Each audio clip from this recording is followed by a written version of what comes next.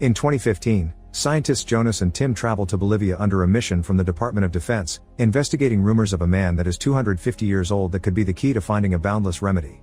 Following a local guide, the team makes it to a mysterious cave, where the guide tells them to wait while he carries a bucket of blood to the mystical man, who is in a cage.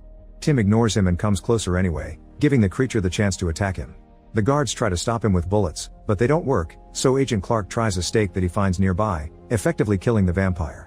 Afterward, Tim is taken to a hospital, but he instantly recovers and announces he can change the world before he spits out his own teeth. 3 years later, agents Brad and Phil go to a state prison to offer death row inmate Anthony the chance to be a patient for a government project called Noah. Anthony is wary, but Brad convinces him by pointing out he can use his life to save others instead of wasting it in jail. In the Noah facility, Jonas is the leader of the team of scientists that are handling the project, including doctors Nicole and Daniel. Their goal is to find a cure for the avian flu, which is killing billions of people. When Daniel comes up with a theory, he takes the team to Cell 4B, a quarantined area that holds Tim and other test subjects that were recruited from death row. Since the Bolivia incident, Tim has become a vampire, and so has every subject they've given the same virus from his blood.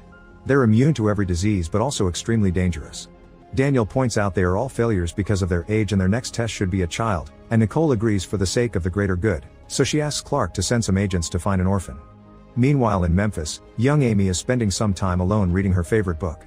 When she returns to her house, she finds the police there and immediately guesses that her mother has died from an overdose. Since she has no relatives, Amy is put in foster care. Sometime later, Brad and Phil bring Anthony to the Noah facility, and Clark immediately gives them a new mission. The duo drives all the way to Memphis and visits the foster home where Amy is currently living. As soon as Amy meets the agents, she's suspicious of their intentions, so when she's sent upstairs to pick up her things, Amy escapes through the window. Brad notices and stays silent because he doesn't want to kidnap a child, but Phil notices too, so both agents jump into their car and chase Amy through town. They find Amy at the park, and when the girl defends herself with a kick, Phil responds by hitting her.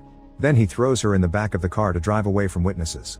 A few blocks later, Brad stops the car and hits Phil, threatening with worse if he hits Amy again. Afterward, Brad comforts Amy and makes sure she isn't hurt, but she's still scared of him. Back in 4B, Sweeper Lawrence tells Jonas that he and many other employees have had many very realistic nightmares of Tim, but Jonas dismisses it as cabin fever. Daniel and Clark are inspecting inmate Shauna, and while Daniel is sure the subjects are no longer productive, Clark can't help getting a creepy feeling as he stares at her. When it's feeding time, a sink is filled with blood, and Shauna approaches it to drink while keeping eye contact with Clark. Later, Nicole returns to her bedroom and finds Clark waiting. The two end up getting busy, but in the middle of it, Clark suddenly sees Shauna instead of Nicole. Shauna accuses Clark of lying to her before revealing her vampire face to bite him, but at that moment Clark wakes up. Back to Amy, she notices there's a carnival nearby and Brad offers to take her. Phil reminds Brad that the girl is just a mission, but Brad ignores him and has lots of fun with Amy, allowing them to bond. Suddenly Brad gets a call from his ex-wife Lila, who explains she's considering getting married again. However, she wonders if Brad wants to give their relationship another try, but the weight of their daughter's death is still too heavy and Brad hangs up. Thinking about his daughter causes Brad to make a choice and he follows Phil to the bathroom, where he sneak attacks him and leaves him unconscious. They steal a different car and after a few hours of driving, Brad takes Amy to a lake so she can say goodbye to her mother properly and deal with her grief, which Amy appreciates. When the news of Brad's escape reaches Noah, Clark is sent to find him. Meanwhile, Anthony is examined by Tim, who at first looks human but soon begins changing into his vampire form. He promises Anthony that things will get worse but Tim will be there for him to help him go from bad to amazing. Then Tim snarls, and Anthony wakes up from the nightmare. Sometime later, Brad stops at a gas station and sees his face on the news because he's now a wanted man, thus he uses a payphone to try to warn Lila about Clark. It turns out Clark is already there, so Lila pretends she's getting a call from a patient to give him a clue. Brad understands and confesses his love before hanging up, and Lila tells Clark she hasn't heard from Brad. When he returns to the car, Brad notices a sheriff approaching and decides to turn himself in, because it'll be safer for Amy if she becomes well known. After Brad surrenders, he and Amy are taken to the police department, however Brad regrets his choice when he hears the cops are in contact with the Department of Defense. While the sheriff is turned, Amy sneaks behind the counter and grabs the handcuff keys to free Brad. At that moment, Clark and his men arrive, so Brad takes a gun from the sheriff right before the agents come inside and kill the poor guy. Brad immediately shoots back and kills a few men before going hand to hand against another. On their way out, the duo encounters Clark, who hesitates to shoot his best friend. Brad takes the chance to shoot a fire extinguisher, forcing Clark to step back, then he grabs Amy and steals a police car to escape. Amy notices Brad got hurt and that the agents are following them, but Brad promises it'll be okay and turns on the police sirens to speed through an intersection, causing a car accident that blocks Clark's way. A few miles later, they see there's a school bus about to leave on a class trip, so Brad pulls over and pretends Amy is a new student that forgot her papers. Amy is allowed to join the students on the bus, and she sits at the back to open the emergency exit and let Brad inside.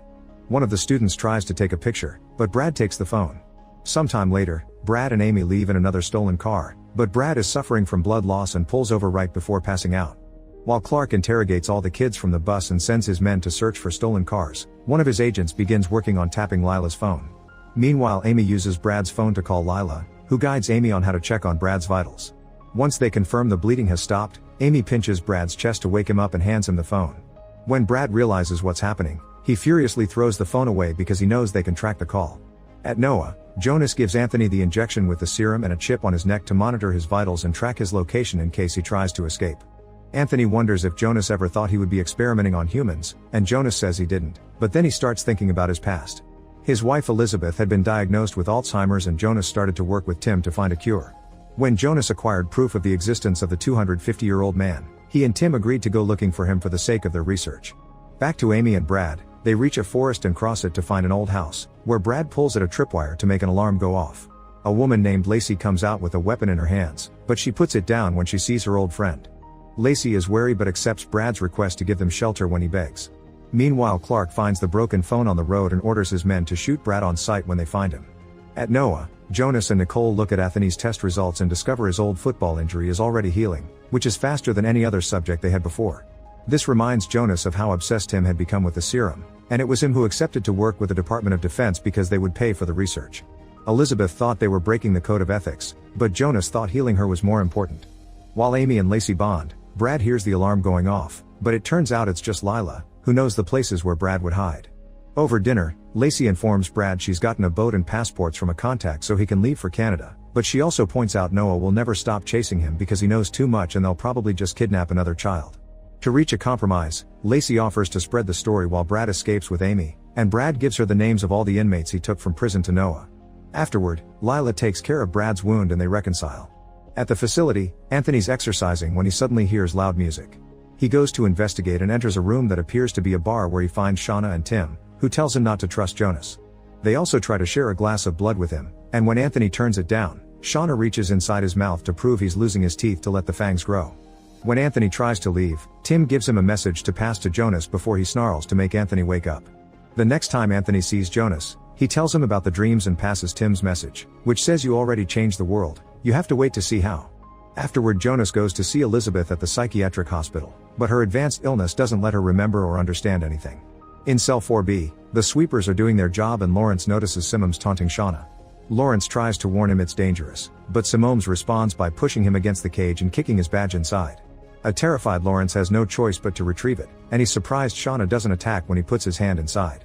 Simms thinks this means it's safe and tries to antagonize Shauna again, but this time Shauna grabs him through the bars and bites his neck, killing him. Meanwhile, Clark finds Lacey's contact and hits him until he confesses what he knows. The agents make it to Lacey's house in the morning, so Brad and Lacey immediately open fire. Lacey gets hurt in the process, causing Brad to accept to surrender while Lila tries to take Amy away. However, Amy hears Clark say he'll kill Brad, so she decides to come out and surrender as well. While the agents take Brad and Amy away, Clark remembers the time he met Shauna. He found some of his men trying to take advantage of her, so he beat them up and sent them away before calming Shauna down. The two of them chatted and became friends. Clark also promised her the test wouldn't hurt. Once they reach the facility, Amy and Brad are separated. Clark then joins a meeting to analyze the footage of Simon's death, and the scientists realize Shauna is more human than they thought because she only attacked the person that bothered her. Clark thinks this is a security issue and says they should euthanize her, which Jonas authorizes. Then Nicole is called to check on Amy, who is getting violent and doesn't let the nurses check on her.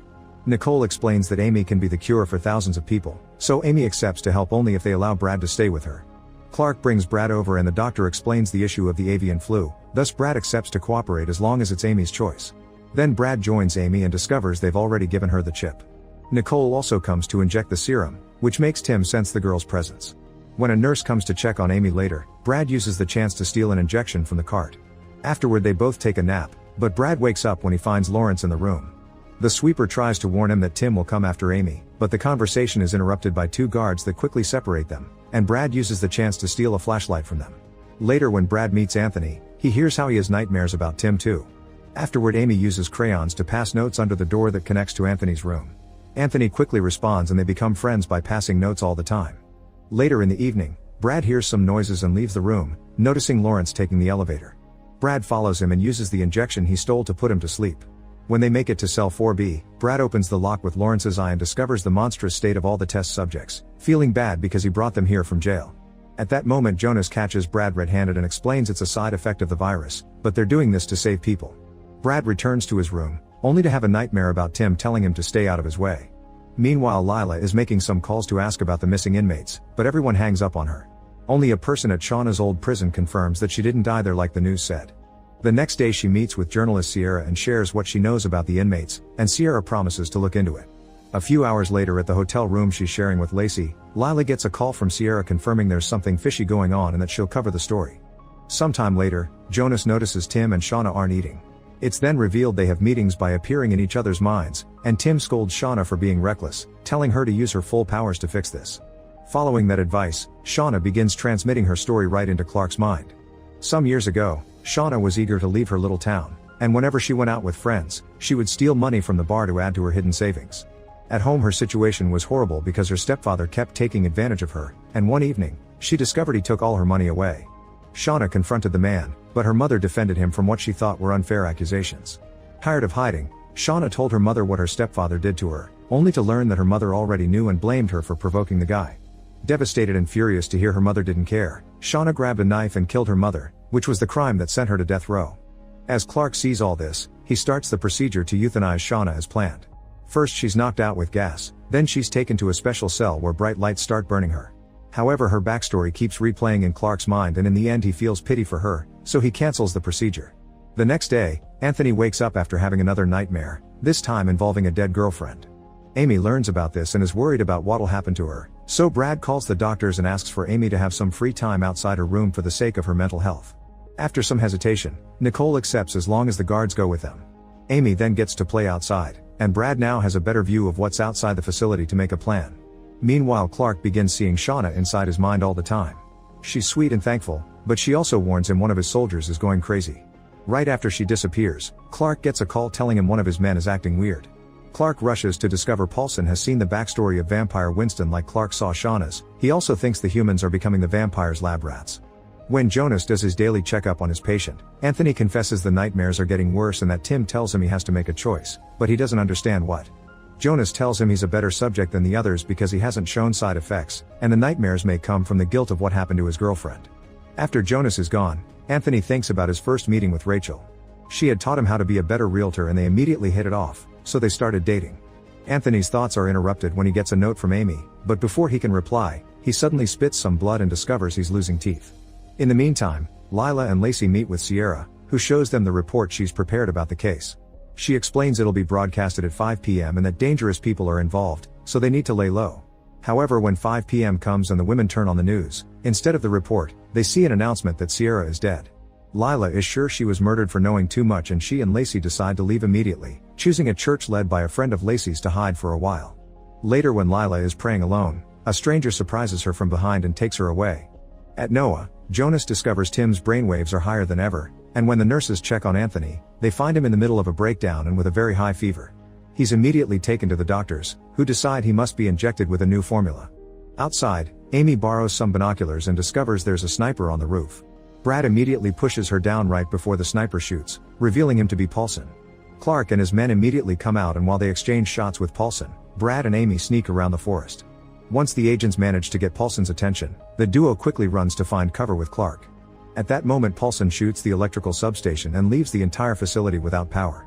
Clark is ordered to solve this quickly because they need the machines to save Anthony, and Brad offers his negotiation skills to talk to Paulson. Anthony is put in a bucket with ice to deal with his extreme fever, but he won't wake up and keeps dreaming about Rachel. His sweet memory is interrupted by Tim teasing him, and while Jonas watches Anthony's vitals, he reaches the conclusion Tim is accelerating the mutation. Amy is worried about Anthony too and Shauna suddenly appears in her mind to talk about the changes they're going through. She shows Amy her real face and explains that will happen to Anthony and Amy too, but Amy refuses to accept she's a monster. On the roof, Brad reaches the roof and talks to Paulson, who confesses he's already smuggled a vial of Tim's blood and hidden it, so they can't kill him if they want to know where it is. Brad tells him he's on his side and that he wants to shut down Noah too, mentioning the dreams and what he saw in 4B. Paulson gives in and explains the vampires can control them, mentioning what Shauna made Clark do. However, when he's about to say more, Paulson is shot by Clark, who says the smuggled vial had been a lie and questions Brad's loyalty. Brad pretends he just had been bluffing to make Paulson talk. Back to Anthony, the next memory he sees is of the night Rachel showed up with wounds on her face. It turned out she was married, and her husband beat her, so Anthony had always been her escape. Anthony felt betrayed but still let her stay the night for the sake of her safety. However, when he woke up the next day, he found Rachel dead in the pool, probably killed by her husband, but Anthony was blamed for it and sent to jail. At that moment the power comes back and the doctors rush to save Anthony, but it's too late. Tim shows up in Anthony's mind and taunts him as he reminds him the system failed him when they trusted the rich white guy more than the poor black man. Anthony has always lacked power for a better life, and time can offer that to him. Desperate to survive, Anthony gives in and lets the mutation take over his body, becoming a vampire that begins attacking the nurses in the room. Jonas tries to help and he's pushed away, so Nicole drags him into another room only to discover Jonas has possibly dangerous blood on his face. Sometime later, Director Gilder from the Department of Defense comes to Noah to check on the recent trouble. Brad sees him through the window and doesn't like where this is going, so he and Amy agree they should escape. While Gilder tells Clark he wants to talk to Amy without Brad around, Jonas asks Nicole to put him in 4B until they're sure he isn't infected. Afterward, Nicole and Daniel give Gilder a report of what's been going on, commenting on the fact the vampires appear to be telepathically connected to each other. Nicole's worried about how dangerous the project is becoming and asks to terminate all the subjects except Amy, who has been doing well. However, Gilder refuses because the potential for telepathic powers means this could be a powerful weapon, and finding the cure for the avian flu can be left to the other dozen labs the government has working on it. Nicole complains because this isn't what she signed up for, but Daniel's willing to develop a method to control the vampires. During lunch, Brad and Amy go over their plan to escape, and Amy accidentally finishes Brad's sentences. Brad realizes Amy can read minds now, and advises her to keep it a secret. Their chat is interrupted by Clark and the guards, who take Brad away so that Amy can talk to Gilder. Nicole refuses to leave Amy alone with Gilder and joins the meeting, feeling proud of Amy when she calls Gilder a bad guy. Gilder wonders if Amy can read his mind, and Amy denies it before Nicole announces the meeting is over. Afterward, Nicole tells Amy she doesn't trust Gilder and that she wants to free Amy, so the girl tells her about their plan. Brad is kept cuffed in a room, and he suddenly begins dreaming about Anthony, who tells Brad that Gilder wants to turn Amy into a weapon. Meanwhile, Daniel takes Winston out of his cell for an experiment during which he uses a machine to connect his mind to the vampires. Daniel shows up in Winston's mind, and the vampire starts teasing him, but Daniel concentrates and uses the connection to make Winston's body move against his will, proving they can control the vampires. Gilder is called for a demonstration, but when Daniel tries to control Winston again, nothing happens. In 4B, Tim keeps staring at Jonas, making him imagine he's visiting Elizabeth. Tim also shares the memory of a night the three of them had dinner together. Jonas had been too busy with a speech, so Tim offered to take Elizabeth home. He used the opportunity to tell her he loved her and they ended up kissing. Then Tim shows up in Jonas' mind to scold him for not curing Elizabeth in time before moving to Elizabeth's mind, where he starts clearing out her Alzheimer's. Back to Nicole, she frees Brad and takes him to the blood cooling room where Amy's hiding. They'll have to wait here for Nicole's sign. Because of her developing powers, Amy doesn't feel the cold. She also confesses she's hearing lots of thoughts. Clark discovers Amy's missing and Shauna appears in his mind to tell him where to find her because the vampires want Amy to stay. At that moment the sweepers enter the cooling room and see Amy, so Brad immediately knocks them out. Now they've been seen, they can't wait anymore and they run away without noticing Amy accidentally drops her beloved book. Meanwhile, Daniel wants to try with Winston again, but before he can even connect the machine, Winston appears in his mind. It turns out the machine never worked and Winston had been pretending so they would take him out of his cell. Winston begins controlling Daniel to make him turn off the lights and free him from his bindings, then he chases Daniel into 4B where he kills him right in front of Jonas before running away. Tim shows up in Jonas' mind to tell him he isn't infected, but this time Jonas retaliates by saying he already knew about the kiss. Elizabeth had told him she made a mistake and they worked on their relationship to move on, but Tim clearly never got over it and he's still bitter that he lost. Tim says he didn't lose, and Jonas demands to be freed so he can run back to his bedroom, where he finds Elizabeth waiting for him completely healed. There's a serum injection lying around, implying she's been infected as well. Brad and Amy try to escape through the emergency tunnels only to find their way blocked by Winston, who immediately jumps on Brad. When the vampire is about to kill him, Amy screams so powerfully that she pushes Winston away before passing out. When she wakes up minutes later, she's stuck in an elevator with Brad, who reminds her not to tell anybody about her powers. While Clark forces the elevator open to save them, Nicole shows Gilder Daniel's body to make him shut down the project, but he still refuses. Shauna uses the chance to contact Nicole's mind, reminding her of the time they met and how Nicole accepted to bring her movies so she could be less bored. They ended up watching the movies together, and they became friends, especially when they bonded over their semicolon tattoos that indicated they both tried to end things for themselves in the past. Meanwhile, all the agents are concentrating on tracking down Winston, so Amy reveals that she has powers and can see into Winston's mind. Brad doesn't want her to get involved, but Amy changes his mind by pointing out she wants to stop Winston from hurting more people. In the middle of a road, the man transporting Lila stops the car when he sees a body and comes out to check. Suddenly Winston jumps out to attack him, so Lila uses the chance to hide in the forest. Moments later, the NOAA crew arrives to check the bodies and Brad finds Lila's wallet in the car, so he punches Clark for sending his agents to kidnap his wife. At that moment, Amy gets a vision of a cabin with a lady, then begins running through the forest to find it. At the cabin, Winston is feeding on the old lady, and he gets a mind visit from Tim to scold him for being reckless. Winston doesn't care about Tim's plan, but Tim warns her that Amy isn't on their team, so he must kill her if they want to survive. Winston runs away right before Lila finds the cabin, and she tries to help the lady with her wounds. When the lady wakes up a few hours later, all her scars have disappeared. Suddenly she transforms into a vampire and tries to attack Lila, but at that moment the agents arrive and shoot her until she's pushed under the sun and dies. Brad rescues Lila, and Amy too announces she can see Winston at a pumping station. The crew crosses the forest to find the right building and Brad tells Amy to wait outside while he enters the building with the agents. They find lots of workers that have been bitten and transformed, and as the team shoots them down and loses some agents to surprise bites, Winston runs outside and bites a guard while the sun begins to burn him. Amy can tell he wants her, so she runs away to make him chase her. She hides inside an abandoned building, and when Winston catches up to her, she screams to make some furniture drop on him. Winston survives and keeps on chasing her, but luckily Brad shows up and shoots him down after opening a door to let the sun in. As soon as Winston dies, all the transformed workers die as well. Afterward, Clark admits to Brad that he was right and promises he'll help him escape when he finds an opening. Gilder shows up and makes Amy ride with him while Brad and Lila take a car, but the couple is suddenly knocked out. Back in the facility, Jonas and Elizabeth finish getting frisky, and Elizabeth confesses she had seen Tim in her dreams. Jonas is forced to explain everything, which leaves Elizabeth upset and disgusted. Afterward, Jonas tells Nicole that he checked the surveillance footage and learned it was Lawrence who gave Elizabeth the virus injection because apparently Tim is controlling him. Nicole also looked at the footage and saw Amy scream pushing Winston, which makes her think she's more powerful than Tim and they could use Amy's blood to fight Tim's control. While Nicole is working on a cure, Shauna shows up in her mind to call her out for her fake promises and all the people she's killed with her experiments. When Nicole snaps out of it, Jonas finds her and tells her about Elizabeth and Tim, so they agree it's time to get rid of all the vampires. Jonas goes to 4B and turns on the UV lights to burn down the vampires, but since everyone is connected, this starts hurting Elizabeth and Amy too, so he's forced to turn it off. Moments later, Gilder and Nicole speak with the Secretary of Defense. Nicole still wants to shut down the project, but Gilder comments on all the powers they've discovered so far, and the Secretary allows them to keep going. Afterward, Gilder meets with a man called Martinez, who had the original idea to use the vampires as weapons. Gilder is thankful for his guidance, and Martinez helps him further by giving him a list of NOAA employees he needs to replace with new trustworthy people. Meanwhile, Jonas checks on Elizabeth and when he uses a flashlight on her, she almost gets burned, confirming she's slowly turning as well. Brad's now dreaming of happy memories with his daughter, but when he wakes up, he discovers he and Lila are trapped inside a trunk of a moving vehicle. Immediately they grab the trunk's internal wires and use them to loosen the zip ties while they chat about their memories of their daughter. When Lila forgot to buy the markers the girl needed, Brad stopped by a convenience store where a robber suddenly burst in. Brad had tried to negotiate with him, but his daughter came inside looking for her dad and the robber shot her. Noticing his friend is missing, Clark asks Amy to use her powers to locate Brad, but she can't see everything. Clark promises to find him and leaves, only for Amy to be visited by Anthony next, who telepathically shows her where her book is and uses the chance to pressure Amy into talking about her mother.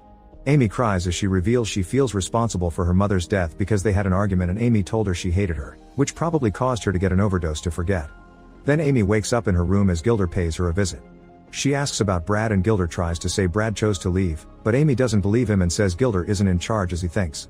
Speaking of Brad, the car finally stops and the agents take him out.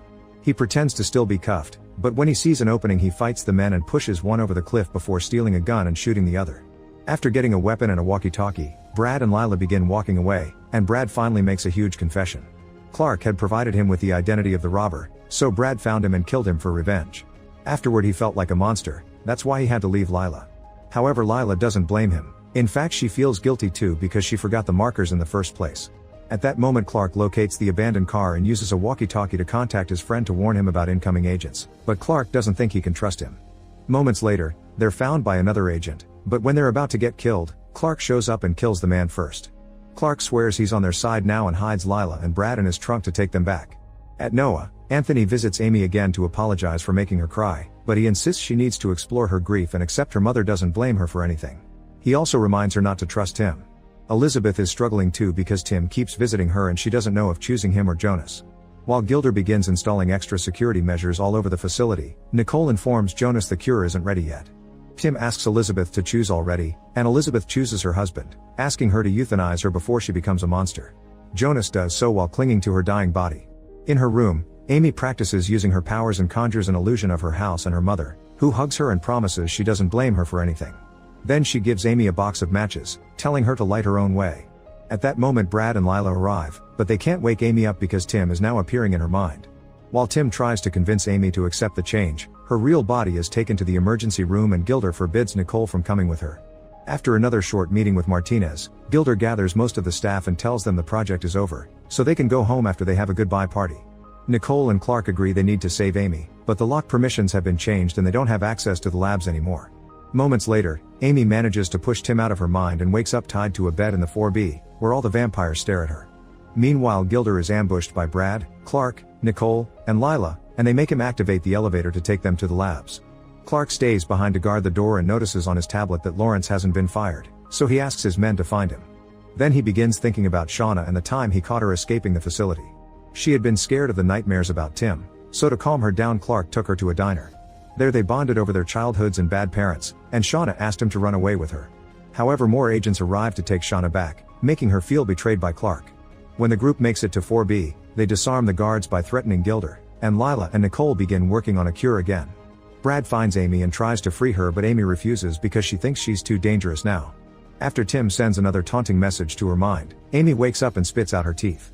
Clark checks the security cameras and finds Lawrence entering the communications center, so he rushes after him only to find him shutting down all communications. He's still under Tim's control and points out that Shauna is manipulating Clark too. Then Clark asks Gilder for all the new codes, but Gilder says he doesn't have them either. He explains the Department of Defense sent Martinez as an advisor and he's the one with the codes, so Clark goes looking for him. He searches most of the rooms yet he can't find Martinez, so he asks the front door guard about him. However, the guard swears there never was a Martinez in the building. When the man makes a joke about ghosts, Clark understands the problem and goes back to drag Gilder into 4B, where they discover Martinez has been a vampire appearing in Gilder's mind all along. Moments later, Lila injects Amy with a new serum, hoping this will at least slow down the process. Clark meets with Brad and they agreed to fill the vampire cells with a special gas to knock them down. Then Clark gives Brad Lawrence's badge before leaving to start evacuating the facility. Shauna appears in Clark's mind to ask for his help, and Clark kisses her before explaining he cared for the real Shauna, not the monster she's now. Meanwhile, Lawrence frees himself from his bindings by getting hurt and goes to the labs, where he finds Nicole finishing a cure and locks her up to stop her from delivering it. Afterward, Lawrence knocks Lila out and finds Gilder to steal his badge. Tim approaches Amy again and gives her a bike before showing her the entrance of a tunnel, which she must cross to become more powerful. She begins riding through the tunnel, but then she hears Brad talking sweetly to her in real life and stops to have a breakdown. Remembering the matches, she decides to light one up and finds comfort in Brad's and her mother's advice, making her brave enough to turn around and leave the tunnel with Tim behind. Amy suddenly wakes up, but so do all the other vampires. At that moment, Lawrence opens all the cages with Gilder's badge, and Brad quickly grabs Amy and Gilder to run into a corridor and close the door before the vampires can get them. When Amy turns around, she reveals yellow eyes and she begins seeing a memory of Tim back in Bolivia. Surrounded by soldiers inside a warehouse, Tim felt feverish because of the virus and was bleeding in his mouth. The locals wanted the guards to kill him, and Tim thought it may be a good idea, but Jonas promised he would help him and hired a helicopter to leave the country. When the vision is over, Amy controls the transformation and cancels the yellow eyes, then she runs away with Brad and Gilder. Clark wants to go down there to help, but Lawrence has blocked out all the entrances. Brad finds Lila plus a medic and 3 soldiers tied up, so they immediately free them while Brad tells Clark and Jonas about what happened. Jonas thinks they've lost Amy and that they should use the explosives they installed in 4B for emergencies like this, but Clark refuses because he wants to give Brad a chance first. While the group tries to free Nicole, Amy has another telepathic encounter with Tim, who gets furious because Amy won't join him, but Amy sends him away. At that moment, Clark announces a tech is slowly overriding the system, but Gilder also notices the vampires have suspiciously stopped hitting the cell door. Suddenly the lights go out and Amy looks up to discover the vampires are in the air ducts. The group begins running away and Nicole tells them to blow up the place with her inside once Amy is safe. As they run down the corridor, the vampires jump on them to attack, starting a fierce fight full of shots and biting. Anthony manages to bite Lila before Brad pushes him away, then the group rushes out of the corridor to finally reach a door that gets sealed behind them to separate them from the monsters. The elevator begins functioning again and Lila thinks she shouldn't go, but Brad sends her with the group while he stays behind to retrieve the cure. The vampires manage to break down the door and go down the other corridor to chase after Brad, who finds Lawrence almost dead on the floor and ignores him. Meanwhile, the group reaches the first floor, and Gilder wants to shoot Lila before she transforms, but Clark forbids it. Then Clark calls Nicole to inform her that Switzerland has found the vaccine for the avian flu. A guard finds the manual for the electric locks, and Clark now can guide Nicole on how to hotwire the security panels. Nicole manages to open the doors only for Shauna to come in and send a message to Nicole's mind, wondering why she had been nice to her. Nicole explains she truly wanted to be her friend because unlike other criminals she's good, and Shauna admits that she doesn't completely like Tim's plans because he wants to kill innocents too. Nicole is about to reach a deal with Shauna, but at that moment Brad shows up and shoots her, causing her to run away. After grabbing the cure, Brad and Nicole hide in Tim's cell right before they're surrounded by the vampires. Meanwhile, Amy hears Gilder is eager to blow 4B up, so she uses her powers to have another talk with Tim, who explains that if the bomb goes off, his death will kill Amy too. Next, Anthony shows up and tells her blowing up the vampires together with Brad is the right thing to do for the greater good. While Clark fights against Jonas and Gilder over what to do, Amy approaches the computer and activates the explosives, which will go off in 2 minutes. The lights go out in 4B and the vampires run away to save themselves. One of the techs finally finds an alternate exit and Clark instructs Brad to break a near wall to find a hidden panel. Then Nicole gives Brad the cure and tells him to leave without her because she'll stay to delay the incoming vampires with her gun. Brad runs through the tunnel and Clark runs outside to lift the sewer drain lid, allowing Brad to escape right before the entire lower level blows up. Brad immediately takes the cure inside, and Jonas applies it to Lila to instantly stop the transformation. Clark and Gilder notice Amy is still alive, meaning Tim is still alive too. Amy confirms she can hear the vampires' minds, and Jonas looks out the window to see them come out of the same sewer line after killing Clark's B team. Tim appears in Jonas' mind and asks him to hand Amy to him or there will be consequences. Afterward, Clark begins making a plan to try to leave the facility safely. Jonas gives Brad the rest of the cure and reminds him to keep Amy safe because Tim fears her, and one day she'll be strong enough to fight him. Then the agents come outside and begin shooting at the vampires to keep them at bay, giving Brad the chance to escape with Lila and Amy. A fierce battle begins and one by one the agents are killed while Clark is thrown against a tree, getting instantly paralyzed. Shauna finds him and uses her powers to enter Clark's mind so she can offer to turn him into a vampire too. While the trio crosses the forest, Tim grabs Amy and pushes her against a tree. However, Amy summons her yellow eyes to meet him in his mind, where she shares her blood with him. This causes Tim to run away, and Amy returns to Brad and Lila so they can reach the road together. Lacey is waiting for them and hands them her car so they can escape safely while she joins the fight. In the facility, Lacey kills any agent that is about to turn and finds Jonas inside, who is considering ending things for himself. Lacey doesn't let him and points out he can find redemption if he helps people. A month later, Lila, Brad, and Amy are living as a family in a secure house in the middle of Oregon. Using a radio, they keep up with the news and learn the vampires are slowly taking over the biggest American cities while the government tries to fight them with the military forces, which isn't working because every day there are more infected people. During a trip to the market to pick up supplies, Lila wonders why nobody has come to pick up the cure yet, and Brad wonders if there's anyone left to do so at all. When they make it to the store, Lila suddenly sees a body fall on top of a car and notices a vampire nearby, who surprisingly stares at her without attacking. Then Brad sees him as well and shoots the vampire down, and when a neighbor comes out, he wonders when the vampires started to move during the day. This guy also has a map with all the hot spots the vampires come from, and Brad realizes they're the hometowns of all the inmates. The only exception is Nevada, the place Shauna comes from. It turns out Clark and the agents have set up a safe area there, and whenever local cops are too harsh on people, Clark reminds them to give them a chance. The cops have also captured a dangerous criminal that shouldn't stay in the shelter, so Clark volunteers to take him to a proper prison. However, in the evening, Clark leaves the criminal in the trunk of his car and takes it to Shauna so she can feed. It turns out Nevada is a safe spot because all this time Clark has been bringing Shauna bad people that she can kill to keep her hunger from hurting the innocent. Meanwhile, Jonas and Lacey go to the Global Health Federation outpost trying to convince the boss to send someone to pick the cure. The leader explains they lack resources and it's too dangerous to travel anyway, but he does point out he has a vampire body in the basement, so he asks Jonas to try to replicate the cure with that blood. Later, the boss asks Jonas to talk to the world leaders to tell them he's almost done with a vaccine, only to learn that the American Disease Control Center is gone. So even if he finishes the vaccine, they don't know how to distribute it. Jonas realizes that the other countries will soon nuke the USA to stop the infection from leaving the country. Sometime later, Lila tells Brad she thinks nobody is coming, so she wants to join Doctors Without Borders. Because the vampire didn't attack her the other day, she thinks she may have something in her blood that can help. Brad doesn't like the idea but lets her go for the sake of the greater good. Afterward, Brad begins teaching Amy to defend herself and to use a bow because he wants her to be ready for whatever comes next. The next time Clark brings a criminal to Shauna, she tells him this is the last time she'll feed from his favors because the deal is over. She's tired of living and hiding and feels like she's just in another cell, but Clark again refuses to join her. Hours later, a group of vampires arrives in Nevada to attack the shelter, and Clark goes looking for Shauna because he thinks she's the cause. Shauna stops him from shooting her by explaining that it was Martinez and not her who turned those people, and the two of them end up getting frisky. Back to Amy, she gets in contact with Tim and asks him how many people he's killed.